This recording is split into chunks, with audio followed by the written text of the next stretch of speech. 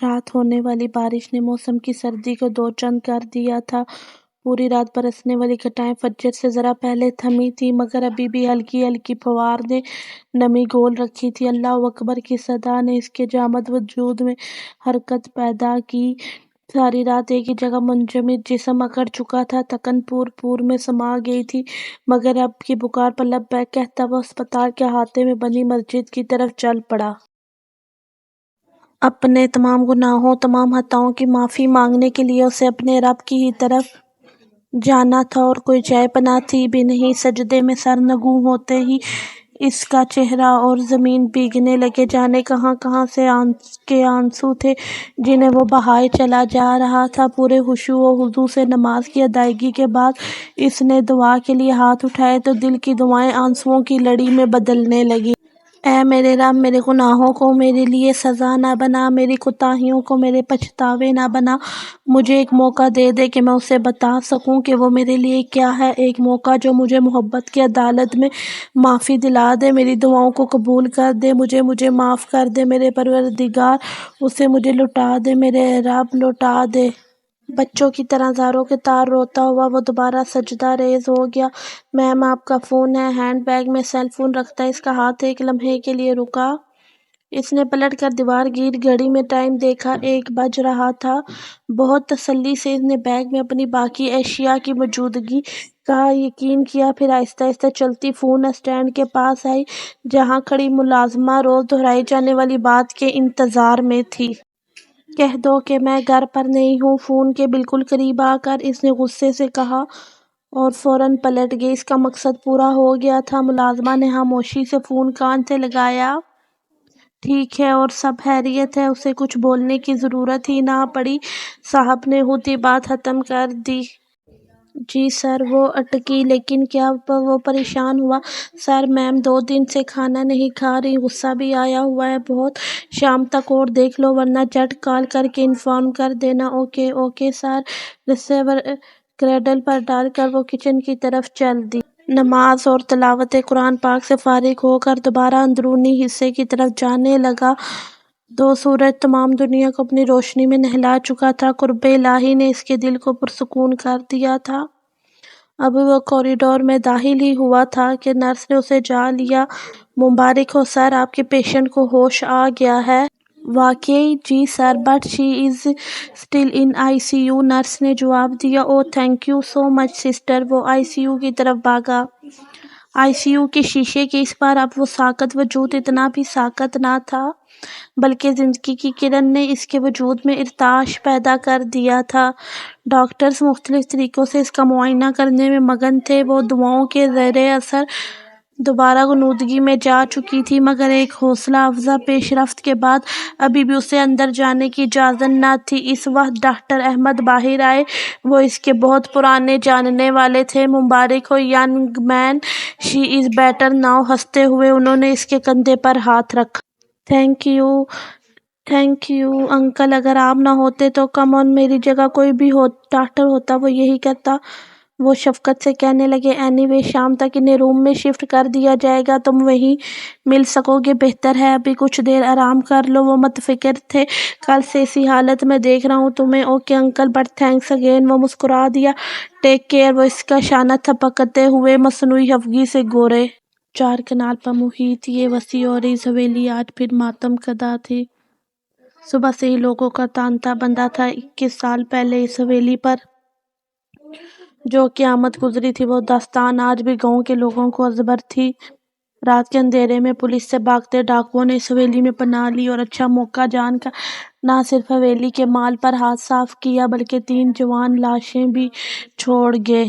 محب شاہ اس گاؤں سمیت 5 گاؤں کے سردار تھے۔ ایک نہایت ایماندار، نیک اور خدا ترس بادشاہ کی طرح وہ گاؤں کے باسیوں کی فلاح کے لیے ہمہ وقت تیار رہتے تھے۔ ان کی شریک حیات مومنہ شاہ بھی ان کی طرح تھی۔ اپنے دونوں بیٹوں سکندر شاہ اور عالم شاہ کو بھی انہوں نے ہمیشہ یہی سکھایا، لیکن قسمت کی ستم ظریفی کہ کوئی بھی ماں باپ جیسا نہ بن سکا۔ محب شاہ کی وفات پاتے ہی دونوں بھائیوں کے مابین جائیداد کا بٹوارہ ہو گیا۔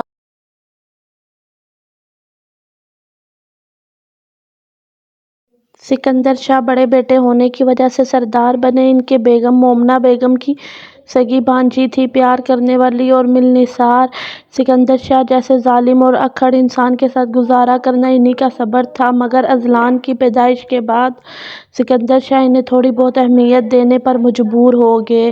دوسری طرف عالم شاہ بھی غصے کے تیز، انتہائی جذباتی آدمی تھے، لیکن چونکہ مریم ان کی من چاہی بیوی تھی سو اچھی گزر رہی تھی، مگر ان کے ساتھ ایک دوسرا ہی معاملہ تھا، شک۔ انہیں دنیا کی ہر عورت مشکوک لگتی تھی، پھر بیوی تو کیا معنی، اور پھر بیوی بھی وہ جسے پہلے ان کے بڑے بھائی بیاہنا چاہتے تھے، مگر رقیہ بیگم کروڑوں کی جائیداد کی تنہا وارث تھی، سو انہوں نے مریم کے لیے پسندیدگی کو دل میں چھپا کر رقیہ کو پسند کر لیا، مگر عالم شاہ کے لیے اپنی محبت پہلے تھی۔ عالم اور مریم کی بیٹی نور العین صرف 3 ماہ کی تھی جب ایک رات وہ سانحہ ہوا۔ مومنہ بیگم اور رقیہ اذلان اور نور العین کو دم کرانے کسی بھی گاؤں گئی تھیں۔ جب واپس آئی تو سب ختم ہو چکا۔ آج اس کی آمد کو گزرے 21 سال ہو چکے ہیں۔ اس واقعے کے صرف 2 سال بعد ہی رقیہ بیگم بھی انتقال کر گئیں، تو اذلان اور نور العین کی ذمہ داری تنہا مومنہ بیگم کو سنبھالنا پڑی۔ حویلی میں بڑے پیمانے پر قرآن خوانی کا انتظام کیا گیا۔ آس پاس کے گاؤں کے وڈیرے، ان کے اہل خانہ، گاؤں کے رہائشی سب ہی جمع تھے۔ بی جان آپ کو چھوٹے سائیں نے بلایا ہے۔ وہاں اصغری بوا اس گھر کی پرانی خادمہ تھیں اور بی جان کے نہایت قریب بھی دعا ہو گئی ہے۔ کیا؟ تسبیح کے دانے گراتے ہوئے بی جان نے پوچھا۔ جی، اسی لیے آپ کو بلایا ہے کہ آپ آئیں تو لنگر تقسیم ہو۔ وہ مؤدب سی کہنے لگی، ٹھیک ہے، تم یہیں رہنا۔ اور یہ نور کہاں ہے؟ آپ کو پتہ ہے اس وقت وہ کہاں ہوتی ہے؟ اصغری بوا افسوس سے کہنے لگی۔ بی جان آنکھوں کے گوشے صاف کرتے ہوئے اٹھ گئیں۔ مس افریدی، یہ میری فرینڈ ہے اینا، اور اینا یہ مس افریدی ہیں جن کے بارے میں نے تم سے ذکر کیا تھا۔ سعدیہ نے اس کا تعارف کرایا۔ وہ آج کل اپنا بوتیک کھولنے کے بارے میں سوچ رہی تھی، مگر اس کے پاس سرمایہ تھا، تجربہ نہیں۔ مس افریدی اپنا بوتیک چلاتی تھیں اور اس کے ساتھ پارٹنرشپ کرنے کو تیار تھیں۔ تو آپ اینا ہیں، وہ کافی متاثر لگ رہی تھی۔ کیا ایکٹیویٹیز ہیں آپ کی؟ کچھ خاص نہیں، ہاؤس وائف سمجھ لیں۔ ارے نہیں، اچھی خاصی سوشل لڑکی ہے۔ دراصل اس کے ہسبینڈ ابروڈ ہوتے ہیں، اسی لیے یہ کوئی بزنس پلان کر رہی ہے۔ سعدیہ کو اس کو ہاؤس وائف کہنا ایک آنکھ نہ بھایا۔ پھر تو فرصت ہی فرصت ہوتی ہوگی، مس افریدی نے مذاقاً کہا۔ اسی لمحے اس کے سیل فون کی بیل ہوئی۔ گھر کا نمبر دیکھ کر اسے حیرت نہیں ہوئی۔ وہ ایکسکیوز کرتی سائٹ پر ہوگی۔ ہیلو میم، آپ کب تک آ جائیں گی؟ وہ سر آپ کو کال اپنے سر سے کہو میری فکر کرنا چھوڑ دیں اور اب بار بار کال کر کے مجھے ڈسٹرب نہ کرنا۔ انڈرسٹینڈ میم۔ وہ مگر اس نے کال کاٹ دی۔ وہ نہیں جانتی تھی کہ اسے اذلان شاہ سے محبت کب ہوئی تھی۔ بس ایک سفر مسلسل تھا جو اس کے بچپن سے شروع ہوا، لڑکپن میں پھلنے لگا اور جوانی کی دہلیز پر کھڑی وہ پور اس کی محبت میں بھیگ چکی تھی۔ اس بھری دنیا میں بی جان کے بعد اس کا واحد خونی رشتہ وہی تو تھا جسے دیکھ کر اسے اپنے ہونے پر یقین ملتا تھا، جسے سامنے پا کر اس کی سانسیں رکنے لگتی تھیں۔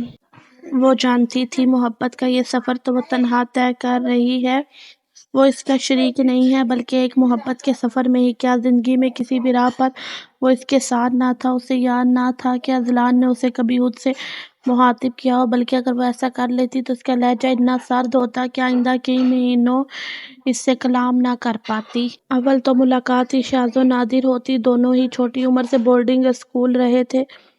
بی جان کو یہی آسان لگا تھا، اگر آمنا سامنا ہوتا بھی تو بات کرنا تو دور، وہ اس کی طرف دیکھتا بھی نہ تھا۔ اور جس کی صورت کے بارے میں بی جان کہتی تھی کہ نور کو دیکھتے ہوئے ایسا لگتا ہے جیسے کسی پاکیزہ حالے کو دیکھ رہے ہوں، اس کی بیسٹ فرینڈ کا کہنا تھا اگر نور مقابلہ حسن میں چلی جائے تو کوئی اس کے مقابل نہیں ٹھہر سکے گا، ایسے حسن کی چکا چوند بھی اس پتھر کو نہ پگھلا سکی تھی۔ وہ جتنا اس سے دور بھاگتا محبت اتنا ہی اسے اذلان کے قریب دھکیلتی۔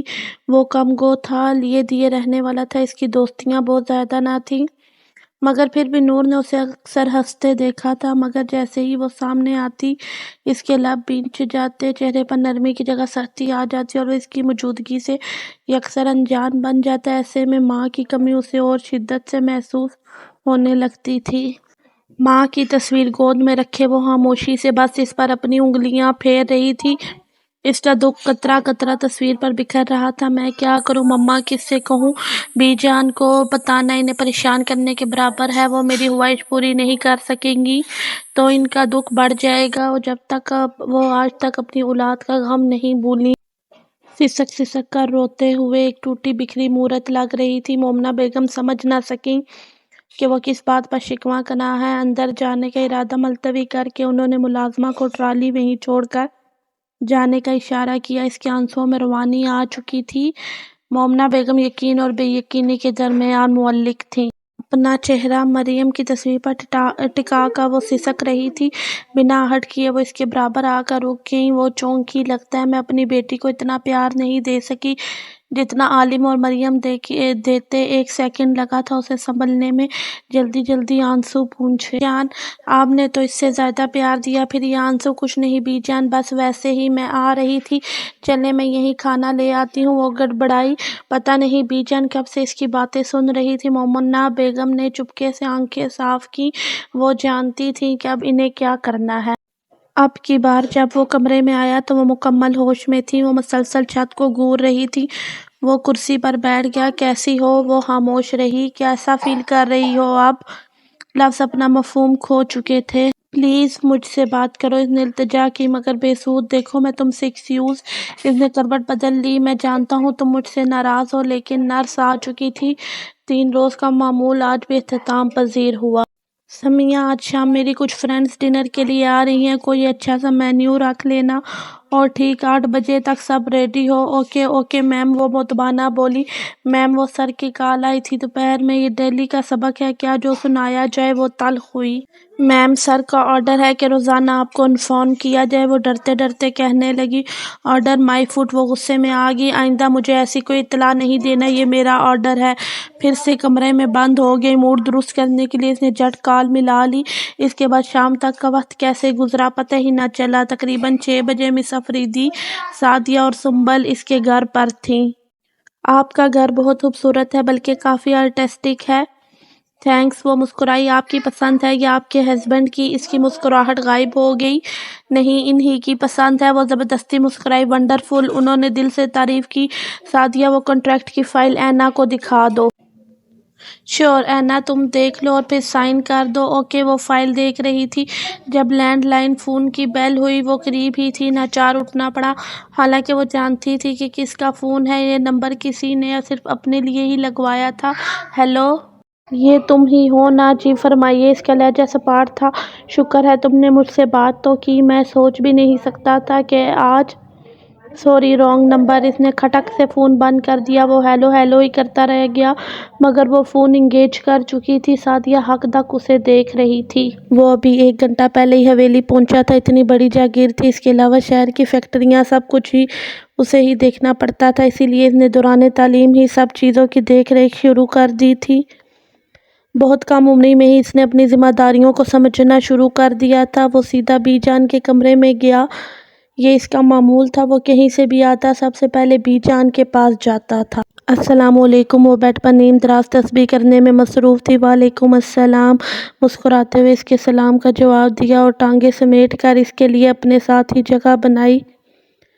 तबीयत कैसी है आपकी? इसने इनकी टांगे सीधी करके दबाना शुरू कर दी। अल्हम्दुलिल्लाह, बच्चे जिनकी तुम जैसी औलाद हो वो कभी बीमार नहीं होते। उन्होंने फहर से अपने हुबरू फरमाबरदार पोते को देखा।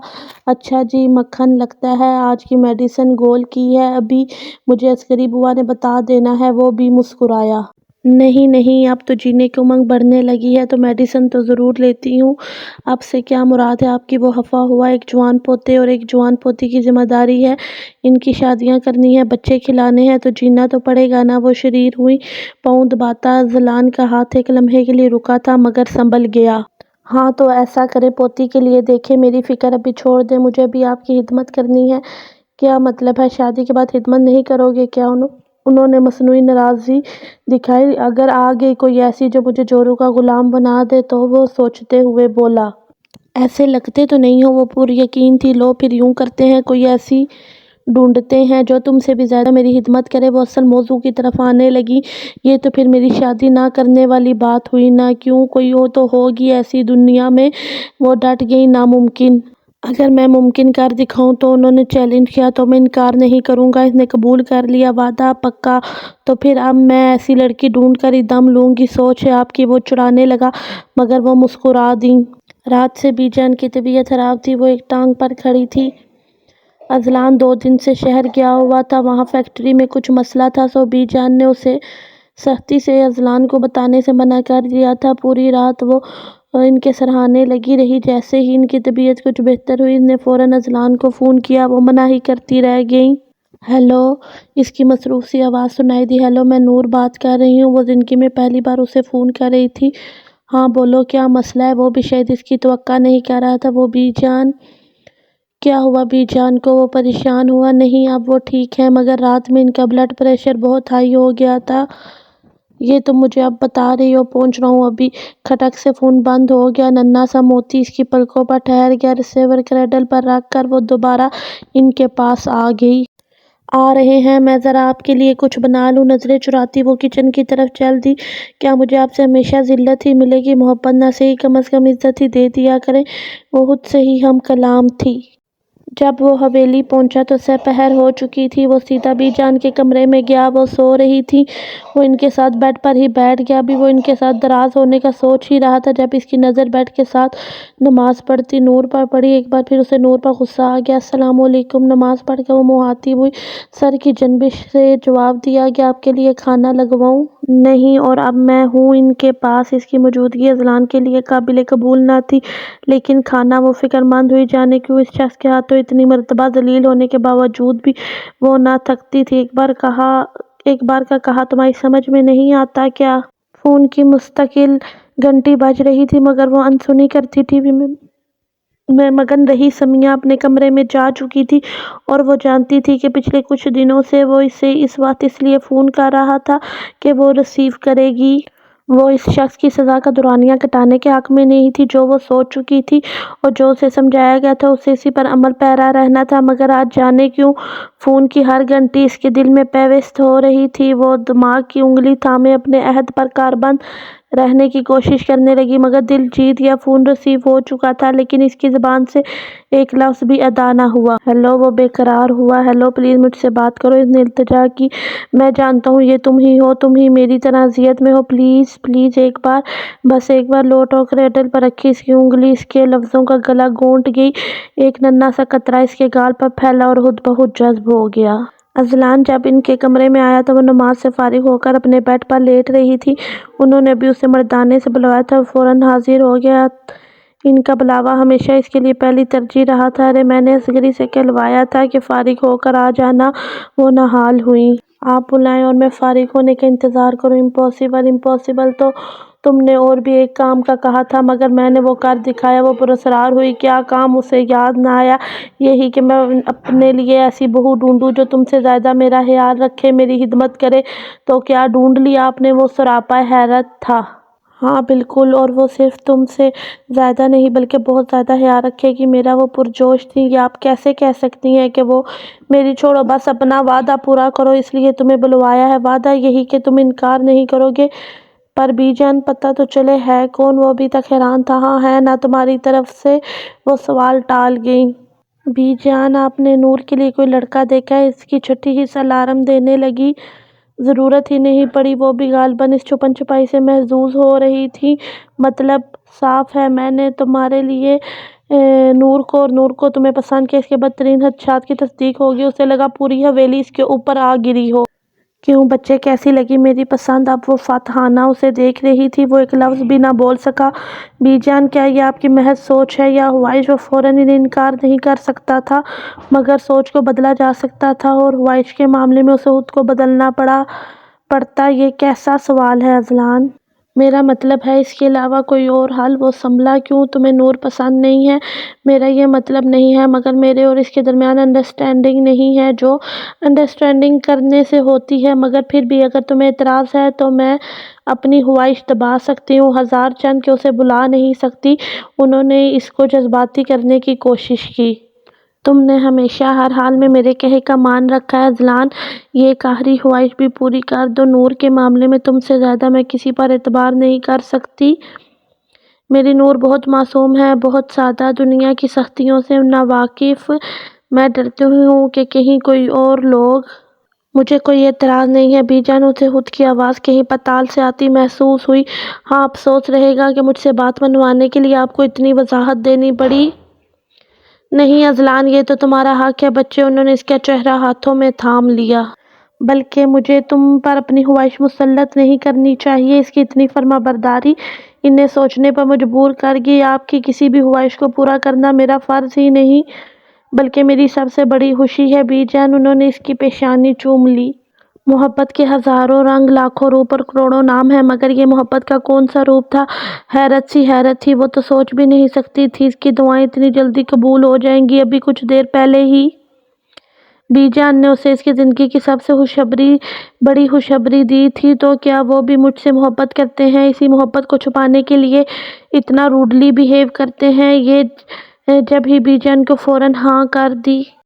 مسکراہٹ اس کے چہرے سے جدا ہونے کا نام ہی نہیں لے رہی تھی۔ تعلق، محبت، جذبے سب ہی اتنی شدت سے اظہار مانگتے ہیں جتنی شدت سے وہ کسی دوسرے کے لیے پیدا ہوتے ہیں۔ اگر انہیں ان کے طلب کے مطابق اظہار نہ دیا جائے تو سب ختم ہو جاتا ہے۔ وہ بھی اپنے اس انکہے تعلق کا اظہار چاہتی تھی، صاف اور واضح۔ آج مائیوں کی رسم ہو گئی تھی۔ اس نے بی جان سے ایسی کسی بھی رسم میں شرکت سے معذرت کر لی تھی۔ انہوں نے بھی زیادہ زور دینا مناسب نہ سمجھا۔ جب تک باہر نور کے مائیوں کی رسم ہوتی رہی وہ باہر نہ نکلا۔ تقریب کے اختتام کا اندازہ کرتے ہوئے باہر نکلا، تب ہی اس کی نظریں جیسے ٹھہر گئیں۔ زرد رنگ کے پاؤں تک آتے فراق اور سر پر دوپٹہ سیٹ کیے وہ اپنی دوستوں کے گھیرے میں بیٹھی تھی۔ وہ مسلسل مسکرا رہی تھی۔ ایک عجیب سے احساس نے اسے اپنے گھیرے میں لے لیا۔ وہ پلٹنا چاہتا تھا مگر پلٹ نہیں پا رہا تھا، نگاہیں ہٹانا چاہتا تھا مگر ہٹا نہیں پا رہا تھا۔ اچانک نور نے غیر ارادی طور پر اوپر دیکھا۔ وہ جو کافی دیر سے جانا چاہ رہا تھا اب لوٹنے میں ایک لمحہ لگا۔ جمعۃ المبارک خوشیوں کی بارات لے کر اترا تھا۔ ہر طرف ہلچل تھی، پھولوں سے سجی حویلی، ہنستے مسکراتے چہرے، ایک افراتفری کا عالم تھا۔ دور برے کے سب رشتہ دار 2 دن پہلے ہی آ گئے تھے۔ نور کی دوستوں نے الگ و دم مچا رکھا تھا۔ جمعے کی ادائی کے بعد نکاح ہوا۔ پوری حویلی مبارک سلامت کے شور سے گونج اٹھی، ہر چہرے پر خوشی رقصاں تھی۔ نکاح کے بعد اس کی دوستیں بی جان کی ہدایت کے مطابق کھانے کے بعد اسے اسٹیج پر لے آئیں۔ گہرے سرخ رنگ کے باریک کام والے مدارسی لہنگے میں وہ اپسرا لگ رہی تھی۔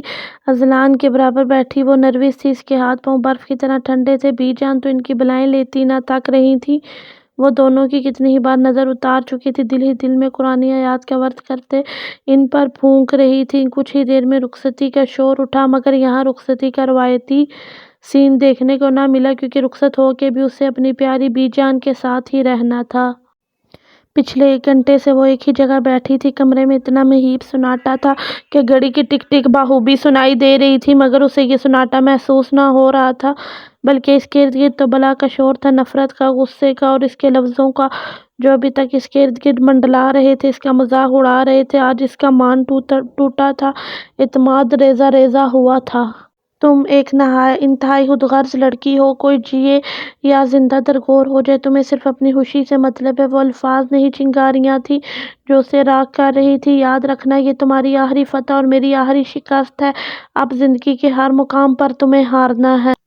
اس کا رویہ اسے لہو لہان کر رہا تھا، اس کے الفاظ اسے اپنی ہی نظروں میں گرا رہے تھے، اس کی بے نیازی وہ اپنی ہی کہے جا رہا تھا۔ وہ اس سے کم از کم ایسے رویے کی امید نہیں کر رہی تھی۔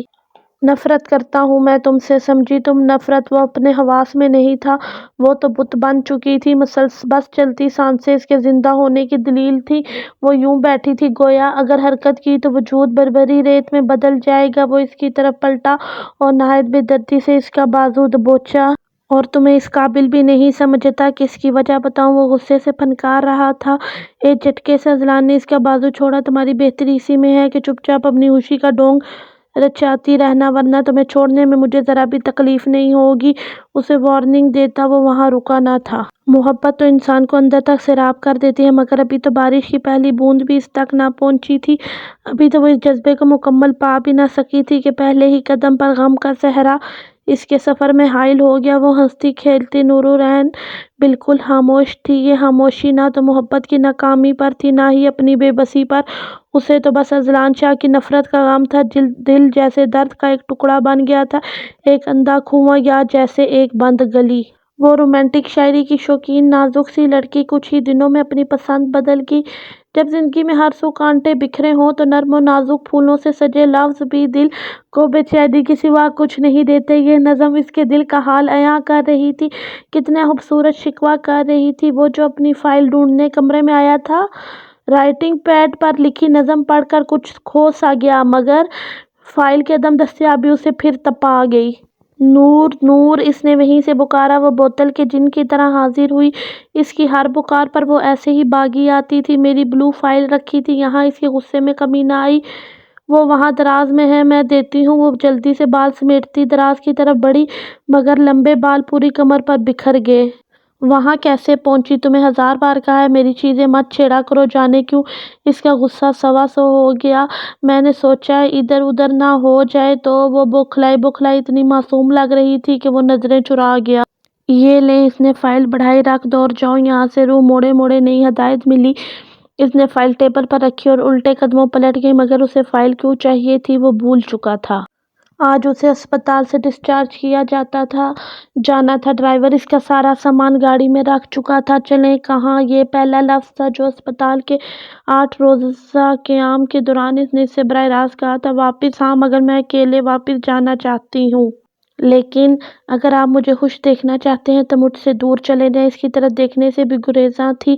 تم مجھے معاف نہیں کر سکتی، محبت کے لیے بھی نہیں۔ محبت کو بیچ میں مت لائیں، یہ نہ ہو کہ یہی محبت آپ کو مجبور کر دے۔ میں محبت کے لیے کچھ بھی کر سکتا ہوں۔ وہ دل گرفتہ تھا۔ میں آپ سے دور جانا چاہتی ہوں۔ جو غلطیاں میں نے کی تم وہی دہرانا چاہتی ہو۔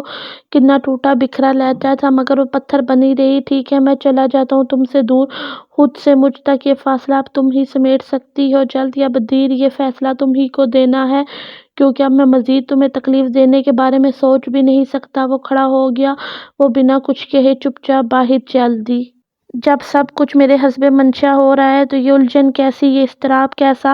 کہاں کیا غلط ہے؟ اس کی مجھ سے محبت، میری اس سے لا تعلقی، یا پھر ہمارا فیصلہ؟ یا اللہ، کیا اس کے ساتھ میرا رویہ غلط ہے؟ مگر میں نے بھی تو بنا جرم کے سزا کاٹی تھی۔ وہ تو پھر گنہگار ہے۔ میرے مولا، مجھے صحیح اور غلط کے درمیان فرق دکھا دے، مجھے سکون دے دے۔ اپنے رب کے سامنے سجدہ ریز گڑ گڑا کر وہ اپنے لیے سکون و اطمینان مانگ رہی تھی۔ اس کی سسکیوں کو فون کی اچانک گونجنے والی گھنٹی نے توڑا تھا۔ اس نے گھڑی کی طرف دیکھا جو رات کے 11 بجا رہی تھی۔ ریسیور ہاتھ میں لے کر وہ خاموش کھڑی تھی۔ فون بند مت کرنا پلیز۔ وہ بہت پریشان لگ رہا تھا۔ میں تمہیں لینے آ رہا ہوں۔ بی جان کی طبیعت خراب ہے، وہ تمہیں بہت یاد کر رہی ہیں۔ وہ جلدی بول رہا تھا۔ وہ تڑپ اٹھی، فون کو کریڈل پر پھینک دی۔ وہ کمرے میں آئی، ضروری چیزیں بیگ میں ٹھونستے ہوئے مستقل رو رہی تھی۔ کیا بات ہے نور، اداس کیوں ہو؟ کوئی مسئلہ ہے کیا؟ وہ اس کی ماں تھی، اس کی رگ رگ سے واقف۔ وہ جتنا مرضی دکھاوا کر لیتی، مگر ماں کا دل مطمئن کرنا اتنا آسان نہیں تھا۔ نہیں، میں تو بہت خوش ہوں، بہت زیادہ۔ دیکھیں کتنا ہنس رہی ہوں۔ وہ زبردستی کی مسکراہٹ چہرے پر لاتے ہوئے آج اس کا دل دغا دے گیا۔ بی جان نے تڑپ کر اسے گلے لگایا۔ بی جان، میں… وہ خود پر قابو نہ رکھ سکی۔ نور، سچ بتاؤ، مجھ سے مت چھپانا۔ بی جان، وہ اذلان کیا کیا ہے؟ اس نے تمہیں ڈانٹا ہے؟ انہوں نے اس کا چہرہ اونچا کیا۔ وہ مجھ سے ایک لمحے میں وہ خود کو قابو کرنے میں کامیاب ہوئی تھی جو اس کے آنسوؤں سے تڑپ اٹھے۔ حقیقت تو انہیں جیتے جی مار ڈالے گی۔ وہ مجھ سے ناراض ہے۔ کتنا مشکل تھا جھوٹ بولنا، مگر سچ بولنے سے بہتر۔ پاگل لڑکی، انہوں نے ہنستے ہوئے اس کے سر پر چپت لگائی۔ ناراض ہے تو منا لو۔ ان کی مسکراہٹ اور بھی گہری ہو گئی۔ کیسے؟ جیسے ناراض کیا تھا، مگر میں نے تو ناراض کیا ہی نہیں۔ وہ بس سوچ سکی۔ اس سے ناراض مت ہوا کرو اذلان، 1 منٹ میں حال سے بے حال ہو جاتی ہے۔ شام کو بھی اتنی مشکل سے چھپ کر آیا، رو رو کر حالت خراب کر لی کہ تم ناراض ہو۔ اب اگر منائے تو مان جانا۔ جب سے بی جان نے اسے بتایا تھا وہ عجیب سی بے چینی کا شکار تھا۔ ابھی بھی وہ کسی زمین کے کاغذات دیکھنے بیٹھا تھا، مگر بی جان کے کہے لفظ اسے شام سے بے چین کیے ہوئے تھے۔ اس نے ذرا سا رخ موڑ کر بیڈ کے ایک کونے میں سمٹی ہوئی نور کو دیکھا جو بہت پرسکون سو رہی تھی۔ اب اگر منائے تو مان جانا، مگر اس نے تو نور کو ایسا کوئی حق دیا ہی نہ تھا روٹھنے منانے کا۔ پھر وہ کیوں اسے مناتی؟ مگر کیسی خواہش اس کے دل میں پنپ رہی تھی کہ وہ اذلان کو منائے، اس سے پوچھے کہ وہ اس سے اتنی نفرت کیوں کرتا ہے، اور وہ اپنے دل کا غبار نکال کر پرسکون ہو جائے اور نور ہی کی طرح پرسکون نیند سو سکے۔ یہ کیسا احساس اس کے اندر جاگنے لگا تھا؟ وہ نہ چاہتے ہوئے بھی اسی کو سوچتا تھا۔ اس کا معصوم سا چہرہ سوتے ہوئے اور بھی مقدس لگ رہا تھا، جیسے چودھویں کا چاند، جیسے نیاد کھلا گلاب جس کی خوشبو پورے ماحول کو معطر کر رہی تھی۔ کب وہ دبے قدموں چلتا عین اس کے سامنے آ کھڑا ہوا، اسے خود بھی خبر نہ ہو سکی۔ کیا یہ لڑکی اس قابل ہے کہ اس سے نفرت کی جائے، اسے کانٹوں پر گھسیٹا جائے، کسی اور کے کیے کی سزا اسے دی جائے؟ میرے رویے سے اس کو تکلیف ہوتی ہوگی، میرا لہجہ اسے چھلنی کرتا ہوگا، مگر میں… وہ خود سے ہی ہم کلام تھا۔ اس نے کروٹ بدلی اور جیسے سب ختم ہو گیا، وہ چونکا اور پلٹ کر اپنی جگہ آ کر لیٹ گیا، مگر نیند میں دماغ کے ایک ہی تکرار سے گھبرا کر پلٹ گئی۔ اب اگر منائے تو مان جانا، اب اگر منائے تو مان جانا۔ صبح اس کی آنکھ کھلی تو وہ کمرے میں نہیں تھی، وہ نماز کے بعد ہی باہر نکل جاتی تھی، فجر کی اذان کے بعد ہی تو اذلان کی آنکھ لگی تھی۔ اب سر باری باری ہو رہا تھا، پوری رات جاگنے کا کمال تھا۔ گھڑی کی سوئیاں 10 بجا رہی تھی، اسے کوفت ہوئی، وہ کبھی بھی اتنی دیر تک نہ سوتا تھا۔ بیزاری سے اٹھ کر فریش ہونے چلا گیا، نیچے آیا تو 11:15 ہو چکے تھے۔ سوری بی جان، وہ دراصل پوری رات نیند دیر سے آئی تو بی جان کو دیر سے جاگنا نحوست لگتا تھا۔ وہ صفائی دینے لگا۔ ناشتہ لگوا دوں نور؟ اذلان کے لیے انہوں نے نور کو ہدایت دی، آئندہ کبھی اس سے ناراض مت ہونا۔ نور کے جاتے ہی وہ گویا ہوئی جی، وہ حیران ہوا۔ ابھی بتایا ہے نور نے تم ناراض نہیں ہو اب؟ جی، وہ گڑبڑایا۔ ناشتہ کر لیں؟ بی جان کے سامنے دونوں ہی نارمل بات کرتے تھے۔ ہاں چلو۔ وہ فوراً اٹھ کھڑا ہوا، ڈائننگ ہال میں آ گیا۔ وہ جانتا تھا وہ ساتھ ضرور آئے گی۔ کھانا کھاتے ہوئے وہ ہمیشہ اس کے آس پاس رہا کرتی تھی کہ اسے کسی چیز کی ضرورت نہ پڑ جائے۔ آج بھی وہ وہیں تھی۔ اصغری بوا ٹیبل پر سبزیاں رکھے انہیں صاف کر رہی تھیں۔ ناشتہ کر لیا تم نے؟ نور ایک جھٹکے سے سر اٹھایا۔ کیا اسے ہی مخاطب کیا گیا تھا یا کوئی وہم؟ ناشتہ کرو۔ اس نے بے نام سی خاموشی کو اذلان نے مدھم سرگوشی نے توڑا۔ آپ کر لیں، میں نے کہا ناشتہ کرو۔ جی۔ وہ نروس سی اس کے سامنے والی کرسی پر بیٹھ گئی۔ جب سے وہ گھر آئی تھی خوفزدہ تھی، حالانکہ قصور اس کا نہیں تھا۔ آج شادی کے فنکشن میں جو کچھ ہوا اس میں اس کی عطا نہ ہوتے ہوئے بھی وہ خود کو قصوروار سمجھ رہی تھی۔ واپسی پر وہ ولید کی بہن کے ساتھ دولہا دلہن سے ملنے اسٹیج پر گئی تھی۔ وہاں ولید کے سب کزنز موجود تھے۔ وہ کون تھا نہیں جانتی تھی، مگر وہ بنا ڈر و خوف کے اسے مسلسل گھورے چلا جا رہا تھا۔ وہ جلدی جلدی دلہن سے مل کر نیچے اترنے لگی تو وہ جان بوجھ کر اس سے ٹکرا گیا۔ وہ توازن برقرار نہ رکھ سکی اور لڑکھڑا کر اس کا ہاتھ پکڑ کر خود کو گرنے سے بچایا۔ ارے سنبھل کر، اتنی نازک سی تو ہیں آپ۔ وہ ابھی بھی اس کا ہاتھ پکڑ کر کھڑا تھا۔ سب متوجہ ہو گئے، وہ بھی جس کا سب سے زیادہ ڈر تھا۔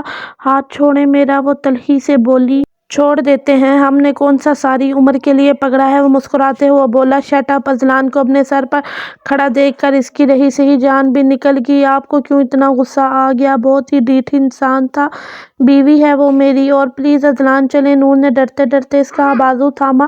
اذلان نے مضبوطی سے اس کا ہاتھ تھاما اور اسے گھورتا ہوا ولید سے ملے بغیر وہاں سے آ گیا۔ پورا رستہ خاموشی سے کٹا۔ واپس آ کر وہ ہمیشہ کی طرح بی جان کے کمرے میں چلا گیا۔ واپس اپنے کمرے میں آیا تو اس کو دبی دبی سسکیاں اذلان کو متوجہ کر گئیں۔ کیوں رو رہی ہو؟ وہ اس کے سر پر کھڑا پوچھ رہا تھا۔ مجھے نہیں پتا وہ کون تھا، لفظ ٹوٹ ٹوٹ کر ادا ہوئے۔ تو میں نے کب کہا کہ تم اسے جانتی ہو؟ وہ حیران تھا۔ آپ مجھ سے ناراض ہیں؟ رونے میں کچھ کمی آئی۔ فار گاڈ سیک نور، میرا دماغ خراب مت کرو۔ وہ گرجا۔ اس سے ناراض مت ہوا کرو۔ اذلان 1 منٹ میں حال سے بحال ہو جاتی ہے۔ اس کی حالت غالباً اسے پہلی بار نظر آئی تھی۔ میرا اور تمہارا جو بھی اختلاف ہے، مگر میں تمہارے کردار پر شک کرتا ہوں، ایسا کبھی سوچنا بھی مت۔ اور اب رونا بند کرو۔ اس کے آنسو اذلان کو تکلیف دے رہے تھے۔ وہ پلٹ کے اپنے بیڈ پر لیٹ گیا۔ دل اور دماغ میں بڑی عجیب جنگ ہوتی ہے۔ دل اپنی کہتا ہے، دماغ اپنی راہ لاپتا ہے، دونوں ایک دوسرے کی سننے سے گریزاں رہتے ہیں۔ کتنے برسوں سے وہ دل اور دماغ کی اس جنگ میں مبتلا تھا۔ اس نے بڑے فخر سے ہمیشہ دماغ کی فتح کو یقینی بنانے کے لیے دل کی خواہشوں کا گلا گھونٹا تھا، شاید اس لیے مطمئن نہ تھا۔ اس کا دل نور سے اس وقت سے محبت کرتا تھا جب سے اس نے لفظ محبت کو جانا تھا۔ اس کے لیے محبت کا دوسرا نام نور العین شاہ تھا۔ وہ اس سے 5 سال بڑا تھا، مگر عمروں کا یہ فرق بھی ان دونوں کے لیے ایک تحفہ تھا۔ وہ اس ننھی سی پری کا ایسے خیال رکھتا تھا جیسے وہ اس سے 15 سال بڑا ہو۔ اسے آج بھی یاد تھا کہ ایک بار بی جان نے اس سے کہا تھا، اذلان کے لیے چاند سی دلہن لاؤں گی، بلکہ بالکل پریوں جیسی، اور وہ برجستہ بولا تھا، پر بی جان نور تو پریوں سے بھی زیادہ پیاری ہے۔ کتنی ہی دیر بی جان مسکراتی رہی تھی، پھر اچانک سب بدل گیا۔ وہ ننھی سی پری اس کی محبت کی عادی ہو گئی ہے، یہ جانتے ہوئے بھی وہ اس سے دور بھاگنے لگا۔ وہ روتی، بلکتی، سسکتی، مگر اس کے چہرے کے پیچھے اذلان کو ایک ہی چہرہ نظر آتا، ایک ہی تصویر ابھرتی، اور وہ تصویر تھی ایک قاتل کی جس نے قتل کیا اور خودکشی کر لی۔ نور کی بیسٹ فرینڈ کی سالگرہ تھی اور بی جان نے صاف کہہ دیا تھا، اب اذلان سے پوچھا کرو کہیں بھی جانا ہو میری ذمہ داری نہیں رہی۔ مگر بی جان اب تو میں تیار ہو گئی ہوں، اگر انہوں نے منع کر دیا، وہ پریشان ہو گئی تو بچے اس سے پہلے پوچھ لینا تھا نا، اور وہ منع کیوں کرے گا، بلکہ ہو سکتا ہے خود چھوڑ بھی آئے گا۔ وہ پھر سے تسبیح میں مگن ہو گئیں۔ کتنی ہمت جمع کر کے وہ یہاں تک آئی تھی، اور اب اس کے بالکل سامنے جیسے ہمت جواب دینے لگی تھی۔ ایک ہاتھ دونوں آنکھوں کے اوپر رکھے اور دوسرا سر کے نیچے رکھے وہ بیڈ پر سیدھا لیٹا تھا۔ پاؤں مسلسل ہل رہے تھے، یعنی وہ جاگ رہا تھا۔ آپ جاگ رہے ہیں؟ پاؤں رک گیا، مگر آنکھوں پر ہنوز بازو تھا۔ مجھے سعدی کے گھر جانا تھا، چلی جاؤں؟ خاموشی برقرار رہی۔ وہ قریب چلی گئی، اس نے آنکھوں سے بازو ہٹایا، مگر منظر دھندلا گیا۔ میں سعدی کی طرف جاؤں؟ اس نے جھجکتے ہوئے پوچھا۔ 1000 دفعہ منع کیا ہے، مجھے اپنی شکل نہ دکھایا کرو۔ جانے کون سے جذبے کو وہ غصے کے پردے میں چھپا رہا تھا۔ نور کی آنکھیں حیرت سے پھٹنے لگیں۔ دور ہو جاؤ میری نظروں سے، آؤٹ! وہ منہ پر ہاتھ رکھ کر بھاگی تو بی جان سے ٹکرا گئی۔ وہ اس کی سفارش ہی کرنے آ رہی تھی۔ نور نور! وہ پکارتی رہ گئی، مگر وہ انسنی کرتی بھاگ گئی۔ ان کا پروگرام اب اذلان کی کلاس لینے کا تھا۔ دروازہ کھلنے اور بند ہونے کی آواز پر اس کے ہونٹ بھنج گئے، مگر اس نے آنکھوں پر سے بازو ہٹانے کی زحمت نہیں کی تھی۔ میں نے کہا تھا نا مجھے اپنی شکل مت دکھایا کرو۔ اس کی زبان سے نکلتے لفظ بی جان کو ساکت کر گئے۔ نفرت ہے مجھے تم سے، اسی لیے میں تم سے شادی نہیں کرنا چاہتا تھا۔ اس کے منہ سے نکلتے انگارے بی جان جیسی مضبوط عورت کو لڑکھڑا گئے تھے۔ اگر وہ سہارا نہ لیتی تو اب تک گر جاتی۔ یہ وہ کیا کہہ رہا تھا؟ وہ ایسے کیسے کہہ سکتا تھا؟ او میرے خدا، یہ سب کیا ہے؟ ان کا سر گھوم رہا تھا اور وہ سمجھ رہا تھا کہ ابھی تک اس کی ڈانٹ سننے کے لیے کھڑی ہے۔ آنکھوں پر سے بازو ہٹائے تو برف کی سیل بن گیا۔ اسے اتنی بے یقینی سے دیکھ رہی تھی جیسے انہیں اس کے اذلان ہونے پر شبہ ہو۔ کیوں نفرت کرتے ہو اس معصوم سے؟ ان کے ہاتھ پاؤں ٹھنڈے ہو رہے تھے، وہ سراپا حیرت تھی۔ بی جان! وہ ایک دم سے ان کے قریب آ گیا، اس کے ہاتھ تھامنا چاہے مگر انہوں نے جھٹک دیے۔ مجھے میرے سوال کا جواب چاہیے اذلان۔ بی جان! وہ میں ویسے ہی۔ اس نے پھر سے انہیں سہارا دینا چاہا، مگر وہ 2 قدم پیچھے ہٹ گئی۔ اندر داخل ہوتی نور کے لیے اندر کا منظر حیران کن تھا۔ تم بتاؤ نور کیوں کرتا ہے یہ تم سے نفرت؟ بی جان کا سوال اس کی سانسیں روک گیا۔ کس نے کہا آپ سے؟ ایسی تو کوئی بات نہیں۔ وہ نظریں چرانے لگی۔ کاش جھوٹ ہوتا۔ وہ وہیں کرسی پر ڈیگ گئی۔ کئی منظر آنکھوں کے سامنے لہرائے، جس میں نور کے آنسو، اس کی اداسیاں رقصاں تھیں۔ وہ بھی بے جان سی ان کے سامنے گر گئی۔ میں نہیں جانتی بی جان، مگر اب میں تھکنے لگ گئی ہوں۔ آج اذلان ہی بتا سکتے ہیں کہ یہ مجھ سے اتنی نفرت کیوں کرتے ہیں۔ نڈھال اور دل گرفتہ سی آواز انہیں اور بھی افسردہ کر گئی۔ انہوں نے اس کے سر پر ہاتھ پھیرا، دھیرے سے نور کا سر اپنے گھٹنوں سے الگ کیا اور کڑے تیوروں کے ساتھ اذلان کی طرف بڑھی۔ مجھے جواب چاہیے اذلان، کیوں برباد کی تم نے میری بچی کی زندگی؟ وہ اس کا دل دہلا رہی تھیں۔ جو سچ آپ نے ہم سے چھپایا وہ میں برسوں پہلے جانتا ہوں۔ بی جان پتھر کی ہو گئی۔ سچ؟ ان کے لفظوں نے ساتھ چھوڑ دیا۔ یہی کہ نور العین شاہ میرے باپ کے قاتل کی بیٹی ہے؟ کسی نے پگھلا ہوا سیسا نور کے کانوں میں ڈال دیا۔ کوئی دھماکہ ہوا تھا جس میں اس کا پورا وجود جھلس گیا۔ اس کا باپ میرے باپ کا قاتل؟ خاموش! ایک سناٹے دار تھپڑ اذلان کے لفظوں کو کاٹ گیا۔ اس سے آگے ایک لفظ بھی نہ بھی تم نے کہا تو مجھ سے برا کوئی نہیں ہوگا۔ انہیں اسے تھپڑ مارنے پر ذرا بھی افسوس نہ ہوا۔ اس سچائی کو میں نے تم سے اس لیے چھپایا تاکہ تم عزت سے جی سکو، مگر تم نے اس کو میری بچی کے لیے ذلت کی وجہ بنا دیا۔ وہ سفید پڑتی نور کو دکھ سے دیکھ کر بولی، صرف یہی قصور ہے اس کا کہ یہ تمہارے باپ کے قاتل کی بیٹی ہے، مگر اصل حقیقت اب میں تمہیں بتاؤں گی۔ وہ غصے سے پھنکارتی کہیں سے بھی شفیق سی بی جان نہ لگ رہی تھی۔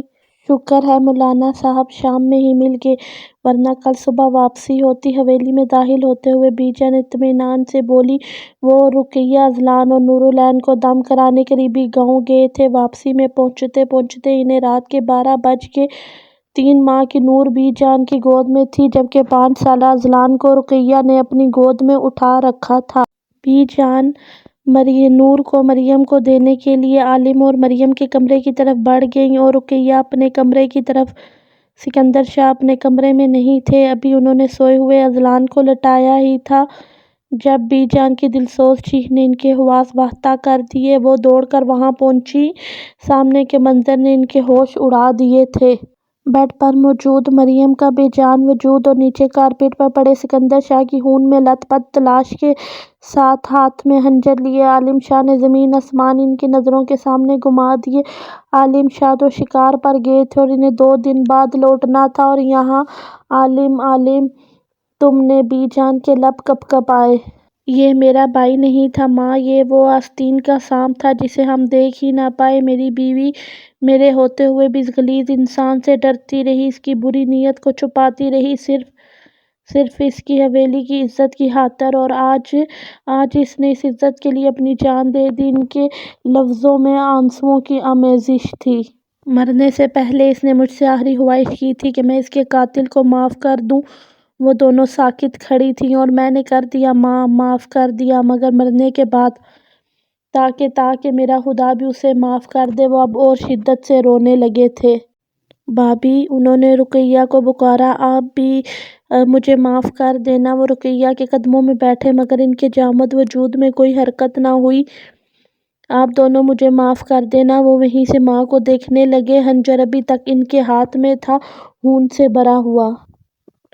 مومنہ بیگم کی پلکوں میں ارتعاش ہوا مگر کچھ لمحوں کی تاخیر ہو گئی۔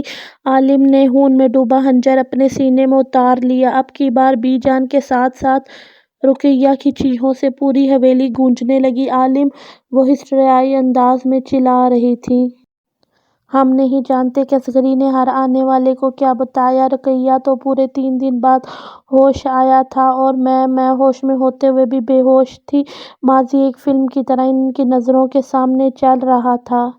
گناہ کیا تمہارے باپ نے مگر اس کی سزا عالم اور مریم کو ملی، اور تم نے اپنی ناقص آگاہی کی بنیاد پر اس کے ساتھ وہ کیا جس کے حقدار نہ تو اس کے ماں باپ تھے اور نہ یہ۔ انہوں نے اذلان کو جھٹلایا۔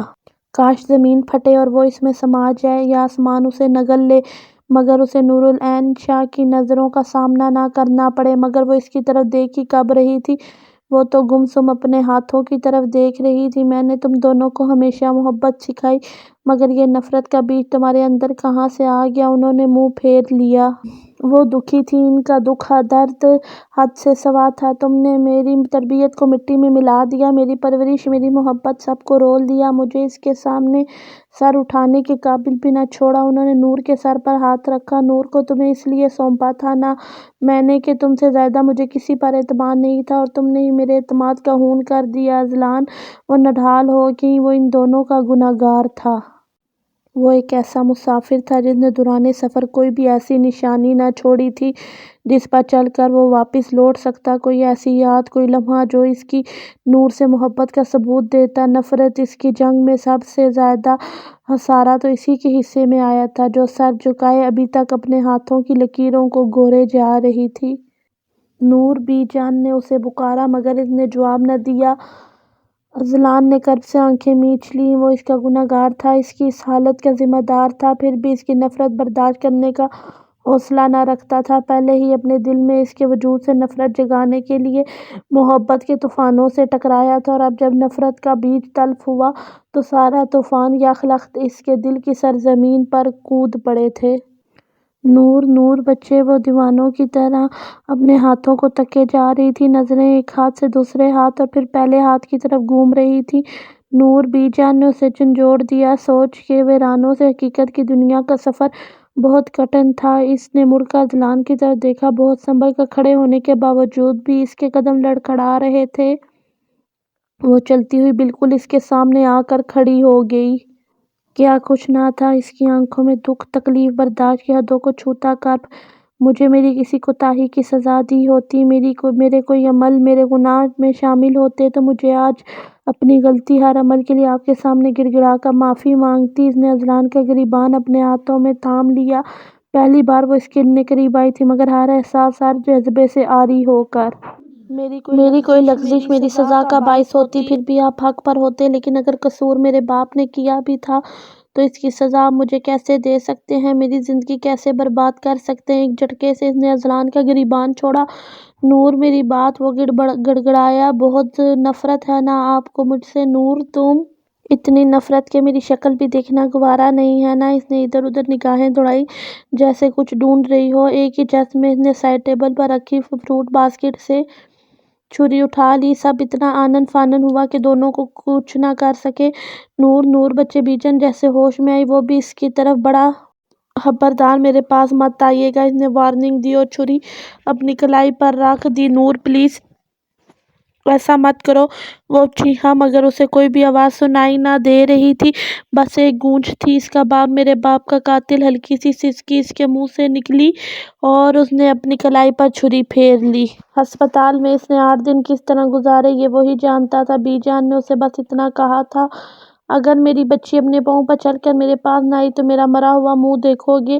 جب اسے نور کے ہوش میں آنے کی خبر ملی تو سب سے پہلے اس نے بی جان کو ہی بتایا۔ انہوں نے محض ہوں میں جواب دے کر فون کاٹ دیا تھا۔ وہ ایک بار ٹھیک ہو جائے، وہ اس کے سارے گلے دھو دے گا، سارے شکووں کو مٹا دے گا۔ جتنی محبت وہ اس سے کرتی ہے، اس سے کہیں زیادہ محبت وہ اسے دے گا، اس کی زندگی کو خوشیوں سے بھر دے گا۔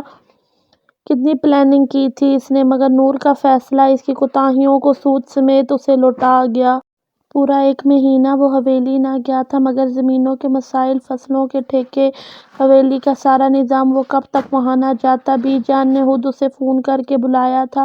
پورا دن گزرنے کے بعد بھی وہ اسے کہیں نظر نہیں آئی۔ بالآخر کھانے کے ٹیبل پر اس نے پوچھ ہی لیا، نور کہاں ہے بی جان؟ وہ شہر والے گھر چلی گئی ہے، بلکہ میں نے ہی بھیجا ہے۔ جب وہ تمہارے ساتھ رہنا ہی نہیں چاہتی تو اب میں بھی زبردستی۔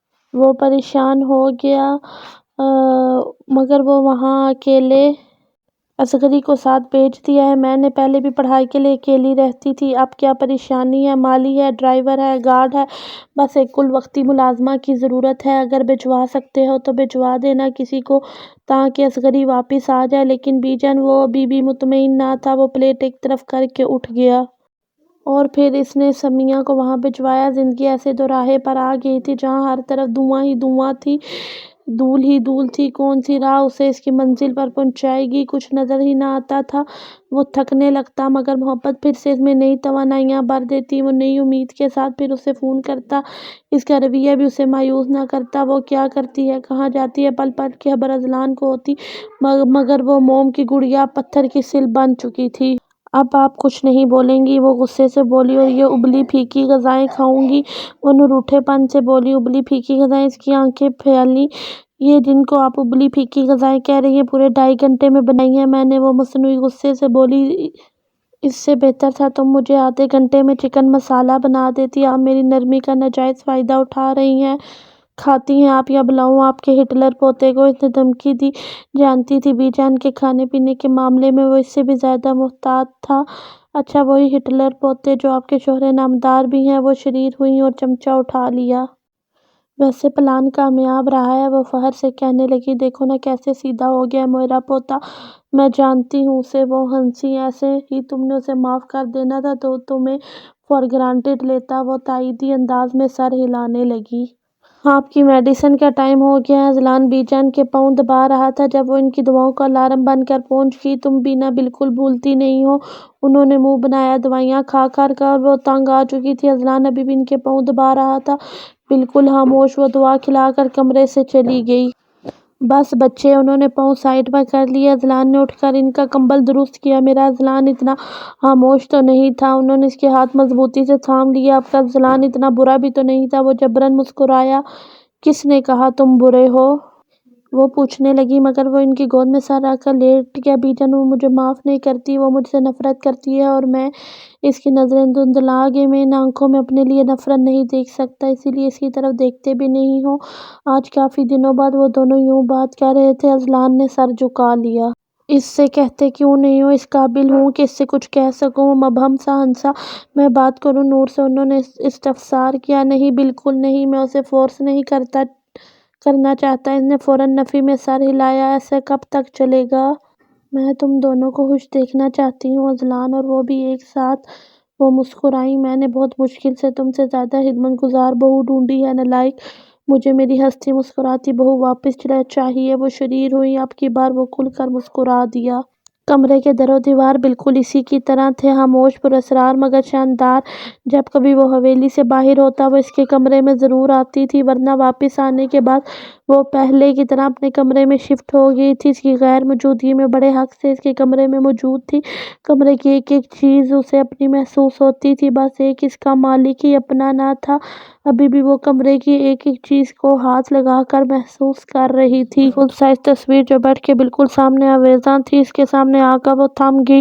وقت جیسے رک گیا، لمحے منجمد میں دھو گئے۔ اچانک اس کی تصویر دھندلا گئی۔ اس نے بے ساختہ اپنے منہ پر ہاتھ پھیرا، پوری طرح نم ہو چکا تھا۔ دائیں ہاتھ کی مٹھ سے چہرہ پونچھتی وہ دھیرے سے مسکرا دی۔ اب تو آپ کی تصویر بھی رلانے لگی ہے، شکوہ کیا، مگر جواب دینے والا کوئی نہ تھا۔ باہر ہوا تیز ہو گئی، شدید بارش ہونے والی تھی۔ بادل بہت زور سے گرجے۔ بالکنی کا دروازہ کھلا تھا۔ وہ بالکنی میں آگے گرل کے اوپر دونوں بازو رکھا، بالکل اذلان کی طرح تھی، ایک بے اختیاری عمل۔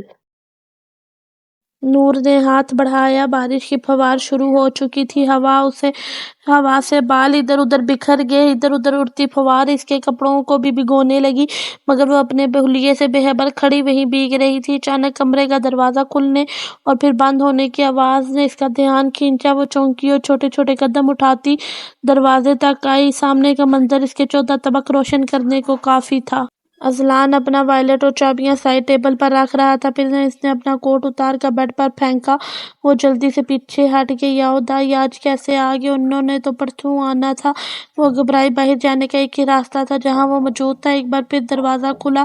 اس نے جھانکا۔ اصغری بوا اندر آ رہی تھی۔ بیٹا، کھانا نکلوا دوں؟ نہیں بوا جی، میں فریش ہو جاؤں، بس ایک کپ کافی بھجوا دیں، وہ تھکا تھکا سا کہہ رہا تھا۔ نور کی جان میں جان ہے، ابھی وہ فریش ہونے جائے گا تو چپکے سے باہر نکل جائے گی۔ وہ سکون سے دوبارہ پیچھے ہٹ گئی، مگر اصغری بوا کے جاتے ہی اذلان نے سب سے پہلے بالکنی کا دروازہ مقفل کیا اور نہانے کے لیے چلا گیا۔ بند دروازہ اس کا منہ چڑھانے لگا۔ وہ نہا کر نکلا ہی تھا کہ بالکنی کے دروازے پر دستک ہوئی۔ اس کا پریشان ہونا فطری تھا۔ وہ ایک جھٹکے سے اس نے دروازہ کھولا، مگر نور کو دیکھ کر حیران رہ گیا۔ تم یہاں کیسے؟ راستہ دیں؟ نور نے اس کی بات کاٹ دی۔ اسے حیران و پریشان چھوڑ کر کمرے سے نکل گئی۔ وہ کبھی بالکنی کو دیکھتا اور کبھی کمرے کے بند دروازے کو۔ معمہ اس کی سمجھ سے باہر تھا۔ نور جی بی جان، ٹی وی کی آواز کم کرتی وہ ان کی طرف متوجہ ہوئی۔ بچے، وہ اذلان کے کمرے میں ایک کپ کافی بھجوا دو، صبح سے اس کی طبیعت خراب ہے۔ گھٹنوں پر زور ڈالتی وہ وہیں صوفے پر بیٹھ گئی۔ جی اچھا، پاؤں میں سلیپر ڈالتی وہ اٹھی۔ بلکہ ایسا کرو، خود ہی دے آؤ، دعا بھی پوچھ لینا۔ انہوں نے ریموٹ اٹھا کر ٹی وی بند کیا اور تسبیح کرنے لگی۔ نور نے حیرت سے انہیں دیکھا۔ اس نے گھڑی دیکھی جو رات کے 11:30 بجا رہی تھی۔ وہ جتنا اس کا سامنا کرنے سے بچ رہی تھی اتنا ہی پھنسی تھی۔ دودھ گرم کر کے گلاس ٹرے میں رکھا اور مرتی کیا نہ کرتی کہ مصادیق اس کے کمرے کی راہ لی۔ دستک دینے کے باوجود اندر سے کوئی آواز نہ آئی تو دروازہ کھول کر اندر آ گئی۔ پورا کمرہ اندھیرے میں ڈوبا تھا۔ اسے پریشانی ہوئی۔ بالکنی سے مدھم سی روشنی آ رہی تھی۔ وہ اس کی طرف آ گئی۔ اس سے پہلے کہ وہ دروازہ کھولتی وہ خود بخود کھل گیا۔ ہر طرف روشنی کی چکا چوند تھی۔ سرخ رنگ کی لاتعداد موم بتیاں بالکنی کی تمام گرلوں پر روشن تھیں۔ ٹیبل کے درمیان اس کا پسندیدہ پائن ایپل کیک موجود تھا جو چاروں طرف سے سرخ گلابوں سے گھرا تھا۔ وہ متحیر سی پورے منظر کو دیکھ رہی تھی۔ دودھ کا گلاس ہنوز اس کے ہاتھوں میں تھا۔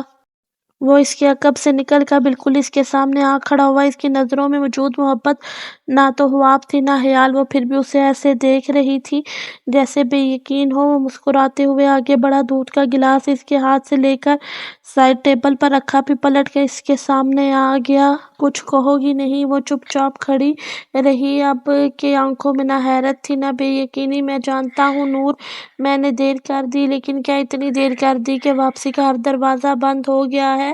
وہ قطرہ قطرہ اپنے آنسوؤں کو اندر اتار رہی تھی، مگر وہ پھر بھی مقابل کو اپنے ہونے کا احساس دلا گئے۔ میری محبت نے تمہیں آج تک صرف آنسو ہی دیے ہیں نا؟ وہ افسردگی سے کہنے لگا۔ میری کوئی دلیل ان کا مداوا نہیں، میرا کوئی ایکسکیوز ان کا کفارہ نہیں۔ اس کے لفظوں میں نمی گھلنے لگی۔ نور نے چونک کر اسے دیکھا۔ جانتی ہو نور، ایک ہی بات میں کسی سے محبت اور نفرت کا عذاب کیسا ہوتا ہے؟ وہ ٹک ٹکی باندھے اسے دیکھ رہی تھی۔ میری کوئی دلیل ان کا دعویٰ نہیں، میرا کوئی ایکسکیوز ان کا کفارہ نہیں۔ اس کے لفظوں میں نمی گھلنے لگی۔ نور نے چونک کر اسے دیکھا۔ جانتی ہو نور، ایک ہی بات میں کسی سے محبت اور نفرت کا عذاب کیسا ہوتا ہے؟ وہ ٹکٹکی باندھے اسے دیکھ رہی تھی۔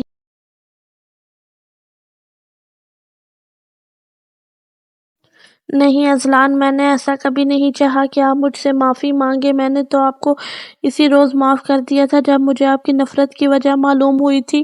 وہ عابدہ تھی۔ ہاں، میں یہ ضرور چاہتی تھی کہ آپ مجھے منائیں، اور اس سے زیادہ میری محبت کی نہ تو کوئی طلب ہے نہ کوئی تقاضا۔ وہ روحان سی ہو گئی۔ میرے لیے اتنا ہی بہت ہے کہ آپ مجھ سے محبت کرنے لگے ہیں۔ اس نے اذلان کا ہاتھ تھاما، جس سے اذلان نے مضبوطی سے اپنے دونوں ہاتھوں میں تھام لیا۔ میں تم سے اس وقت سے محبت کرتا ہوں نور، جب تم محبت کے ہجے بھی نہیں جانتی تھی۔ ہاں، اعتراف اب کر رہا ہوں۔ وہ مسکرا دی۔ آنسوؤں کے درمیان معصوم سے مسکراتے چہرے پر اسے بے ساختہ پیار آیا۔ کیک کاٹیں۔ آج سے زیادہ بھی خوشی کا دن بھی کوئی ہوگا؟ ہاں، کل ہوگا۔ وہ مسکرائی۔ کل کیوں؟ کل میں اپنی برتھ ڈے پر آپ سے زندگی کا پہلا گفٹ لوں گی۔ وہ اترائی۔ آپ کا وہ کل شروع ہوئے پورے 9 منٹ ہو چکے ہیں اور یہ رہا آپ کا گفٹ۔ اس نے مسکراہٹ گہری ہو گئی۔ نور نے حیرت سے اسے دیکھا۔ آپ کو میرا برتھ ڈے یاد تھا؟ یاد بھی تھا اور اس کا انتظار بھی تھا، ورنہ آپ کو منانے کا معاملہ اس دن بھی سر انجام دیا جا سکتا تھا جب آپ بڑے مشکوک انداز میں یہاں پائی گئی تھیں۔ اس نے یہاں پر ہاسا زور دیا۔ نور نے سٹپٹا کر نظریں گھمائیں۔ پہلے کیک کاٹیں، وہ پوچھنے لگا۔ پھر میں آپ سے یہ پوچھوں گا کہ آپ اس رات یہاں کیا کر رہی تھی؟ وہ مسکرا رہا تھا۔ اس کا روپ نور کے لیے نیا اور انوکھا تھا۔ جب آپ کی طبیعت خراب تھی تو یہ سب کرنے کی کیا ضرورت تھی؟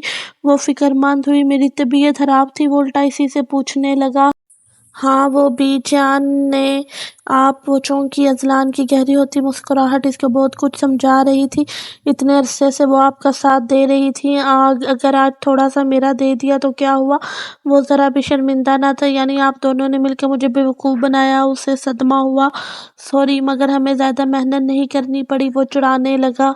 مطلب بی جان نے پارٹی بدل لی؟ وہ شاکڈ تھی۔ نہیں، 2 پارٹیوں کے درمیان سازش بن گئی۔ اس نے سمجھایا۔ منائیں ذرا اب آپ مجھے۔ مانتی ہوں۔ میں روٹھی روٹھی سی نور کا یہ روپ بھی اسے آج ہی دیکھنے کو ملا تھا۔ دل تو چاہ رہا تھا اسے اور ستائے، لیکن اوکے سیز فائر۔ کیک کاٹیں۔ اس نے کندھے اچکائے مگر ایک دم اس کا ہاتھ پکڑ کر کھینچا۔ وہ اچانک افتاد کے لیے تیار نہ تھی۔ سو اسی پر آ رہی۔ اذلان نے اسے شانوں سے پکڑ کے اس کا رخ کیک کی طرف کیا اور اس کا ہاتھ پکڑ کر کے ایک بار چھری چلائی۔ ہیپی برتھ ڈے مس نورالعشاء۔ اس کے کان کے قریب سرگوشی کرتا وہ اس کے دھڑکنیں بڑھا گیا۔ دل میں لگتا تھا طوفان مچا ہو، ساری روح بس ہاتھ میں سمٹ کر آ گئی ہو۔ مگر ہر شور پر باری بس ایک آواز تھی، ہر طوفان پر حاوی بس ایک گونج تھی۔ ہیپی برتھ ڈے ٹو یو مس نورالعشاء۔ رشتوں کی خوبصورتی ان کو بنانے میں نہیں بلکہ ان کو نبھانے میں ہے، اور رشتوں کو نبھانے کے لیے محبت سے زیادہ مؤثر